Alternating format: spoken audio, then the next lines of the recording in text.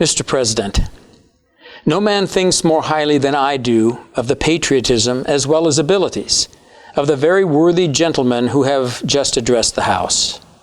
But different men often see the same subject in different lights, and therefore I hope it will not be thought disrespectful of those gentlemen if, entertaining as I do, opinions of a character very opposite to theirs, I shall speak forth my sentiments freely and without reserve. This is no time for ceremony. The question before the House is one of awful moment to this country. For my own part, I consider it as nothing less than a question of freedom or slavery. And in proportion to the magnitude of the subject ought to be the freedom of the debate. It is only in this way that we can hope to arrive at truth and fulfill the great responsibility which we hold to God and our country. Should I keep back my opinions at such a time, through fear of giving offense, I should consider myself as guilty of treason toward my country and of an act of disloyalty toward the majesty of heaven, which I revere above all earthly kings. Mr. President, it is natural to man to indulge in the illusions of hope.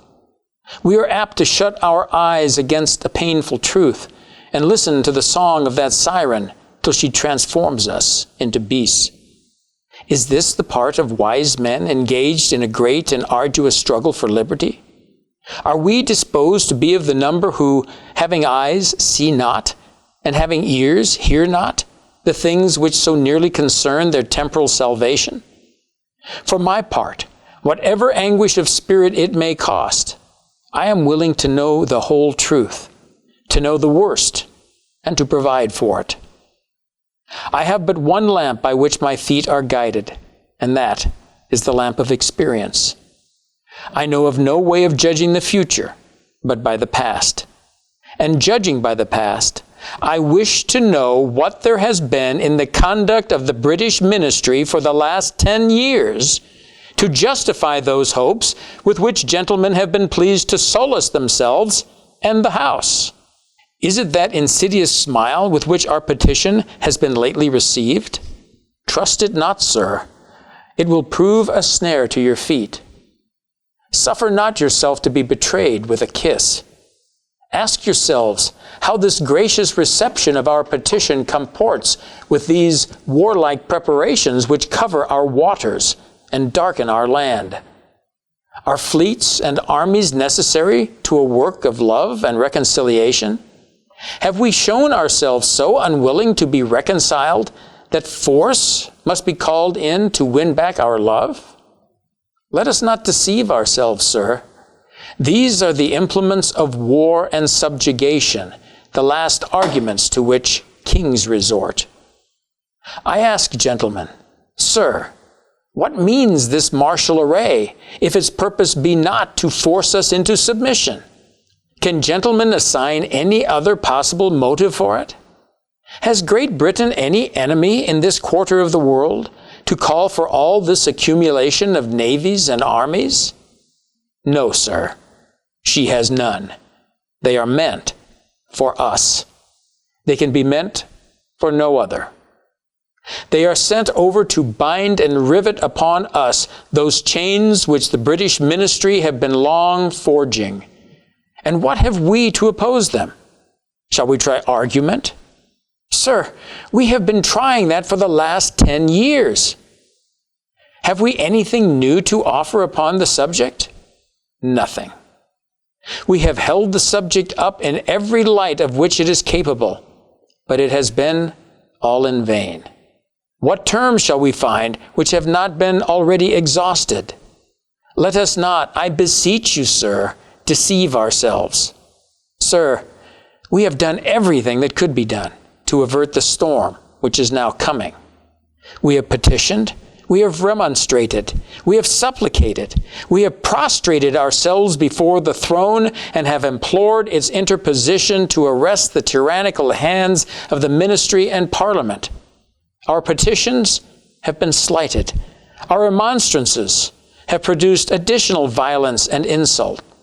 Our supplications have been disregarded, and we have been spurned with contempt from the foot of the throne. In vain after these things may we indulge the fond hope of peace and reconciliation. There is no longer any room for hope. If we wish to be free, if we mean to preserve inviolate those inestimable privileges for which we have so long been contending, if we mean not basely to abandon the noble struggle in which we have been so long engaged, and which we have pledged ourselves never to abandon until the glorious object of our contest shall be obtained, we must fight. I repeat it, sir, we must fight. An appeal to arms and to the God of hosts is all that is left us. They tell us, sir, that we are weak, unable to cope with so formidable an adversary. But when shall we be stronger? Will it be next week or next year? Will it be when we are totally disarmed and when the British Guard shall be stationed in every house? Shall we gather strength by irresolution and inaction? Shall we acquire the means of effectual resistance by lying supinely on our backs and hugging the delusive phantom of hope until our enemies have bound us hand and foot? Sir, we are not weak if we make a proper use of those means which the God of nature hath placed in our power. 3 millions of people armed in the holy cause of liberty and in such a country as that which we possess are invincible by any force which our enemy can send against us. Besides, sir, we shall not fight our battles alone.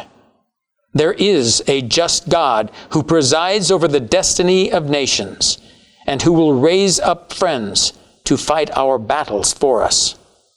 The battle, sir, is not to the strong alone. It is to the vigilant, the active, the brave. Besides, sir, we have no election.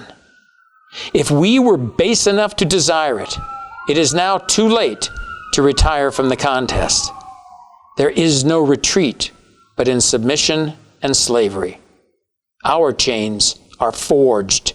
Their clanking may be heard on the plains of Boston. The war is inevitable, and let it come. I repeat it, sir, let it come. It is in vain, sir, to extenuate the matter. Gentlemen may cry, peace, peace, but there is no peace. The war is actually begun. The next gale that sweeps from the north will bring to our ears the clash of resounding arms. Our brethren are already in the field. Why stand we here idle? What is it the gentlemen wish? What would they have? Is life so dear or peace so sweet as to be purchased at the price of chains and slavery? Forbid it, Almighty God! I know not what course others may take, but as for me, give me liberty or give me death.